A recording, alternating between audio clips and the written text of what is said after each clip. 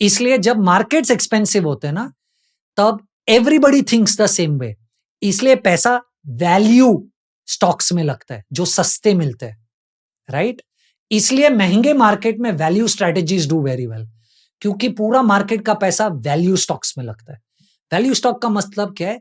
ये स्टॉक्स या ये स्टाइल ऐसे स्टॉक्स में पैसा लगाती है जिसमें वैल्यू है, सस्ता मिल रहा है।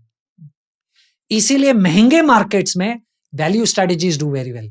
Today that we are talking over the last 18 months, value strategies have done very well versus growth and momentum because markets were expensive, right? So fund houses है जो value style of investing करते हैं। ICICI is a value style of investor. PPFAS is a value style of investor, right? What is growth? Let's look at the same example. Let's say market एकदम bottom पे, okay? अब मैं आपको दो example दो दे रहा हूं। एक महंगा स्टॉक है, एक सस्ता स्टॉक है। अब ये स्टॉक क्यों महंगा है? ये स्टॉक इसलिए महंगा है, राइट, क्योंकि मार्केट को ऐसा लग रहा है कि ये भाव पे भी उसके रिजल्ट्स इतने अच्छे आएंगे या ये ग्रोथ इतना अच्छा दिखाएगा कि ये भाव पे भी ये जस्टिफाइड है। मार्केट एकदम बॉटम पे, ये दोनों सस्ता मिल रहा है, दोनों सस्ता मिल रहा है, पर इसका ग्रोथ मार्केट को लग रहा है ज्यादा है, इसीलिए इसको वैल्यू ज्यादा दे रहा है। अब आप कौन सा स्टॉक खरीदोगे, सस्ता या महंगा? महंगा। महंगा, क्योंकि मार्केट को ये दोनों सस्ता है, पर मार्केट को लग रहा है कि ये तेजी से भागेगा, right? So when the markets are at bottom, growth styles do very well because both are available cheap, but you are buying the stock which is going to grow faster in terms of revenue and valuations and all of that. So when the markets were going up, growth style did very well. Momentum क्या है? Momentum is a very simple play. I mean from an explanation standpoint. Market ऊपर, जो sector ऊपर जा रहा है उसमें पैसा लगाओ, जो सेक्टर नीचे जा रहा है उसमें से पैसा निकाल दो। Chase the momentum, right? अब जब मार्केट में लिक्विडिटी बहुत ज्यादा होती है ना, nobody can beat momentum style of investing. Because जब डिफेंस और मैन्युफैक्चरिंग चल रहा था, ग्रोथ और वैल्यू दोनों वाले सोच रहे थे कि यार ये भाव पे खरीदूं कि नहीं। मोमेंटम ने क्या सोचा, चल रहा है ना, खरीदो, and they made money. Getting the point, right? So these are three different styles. Quant, let's say, is a momentum style of investor, right? So there are fund houses who follow styles of investing.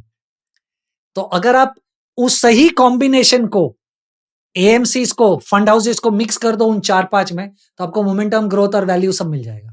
Got it. So आपने कौन से example दिए? So value is basically आपने बताया value is ICICI and PPFS, just as an example. बहुत सारे, पर ये दो एग्जांपल क्लिक हुए। ग्रोथ कौन से हो गए? ग्रोथ वाले Kotak is growth, Mirae is growth.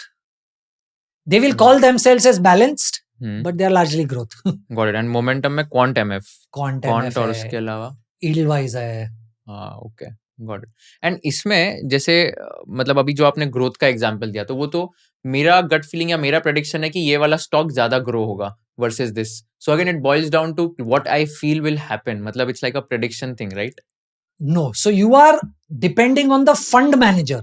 Okay, see fund manager का स्टाइल ही वो है कि वो महंगा ही स्टॉक खरीदेगा, क्योंकि उसको ऐसा लग रहा है कि मार्केट अगर महंगा इसको वैल्यू कर रहा है, इसलिए market is okay giving this valuation and results will justify the valuation. समझ गया, राइट? या will reprice itself in terms of the P, right? So उसकी स्टाइल ही वो है, वो सस्ते या महंगे मार्केट में महंगा स्टॉक खरीदेगा। समझ गया। और वैल्यू वाले की स्टाइल ही ये है कि सस्ते या महंगे मार्केट में वो सस्ता ही खरीदेगा, वो ज्यादा पैसा दे ही नहीं सकता है या ज्यादा वैल्यू दे ही नहीं सकता है स्टॉक को। Which is why you saw the same names that I said, ICICI and PPFAS were the ones who said that they were standing cash because markets were expensive, because they are value style of investors. But the others were not standing in cash. तो इसमें आप तो क्या बोल रहे हो, like value growth momentum में then कितना अलोकेशन कैसे होना 33 चाहिए? 33 अच्छा, 33 in all the 3. large mid small 33 33 value growth Okay. momentum 33 33 33 Okay. Perfect. Got it. from a A- 10-year perspective this is the best way to invest in my opinion. I do it this way. Got it. और large, mid and small में when you say 33, 33, 33, again इसमें the same question which I asked in the fixed income one. तो इसमें अगर मेरे को decide करना है कौन से fund में डालना है, तो again similar factors that you said in fixed income वाले, No, the factors will be very different. तो इसमें क्या factors Look, होगा? so I will tell you, if you are somebody who does not understand anything, look, there are 27 to 2900 funds in mutual funds, बाप रे. right? In the last 3 years, the difference between the top mid cap fund and the worst mid cap fund is over 7%. Now you will think ये mid cap fund ही है, ये mutual fund ही है, but top performing fund और worst performing fund में 7-8% का फर्क है. तो 7-8% तो कम है ना, मतलब 7-8% एज इन बेस्ट परफॉर्मिंग का रिटर्न हाँ, लाइक 15 होगा फॉर एग्जांपल, या हाँ. 25, और वर्स्ट का 18. वर्स्ट का 18 होगा. If you learned something new from this video, do share it with your friends and subscribe to this channel so that we can bring you the best content possible.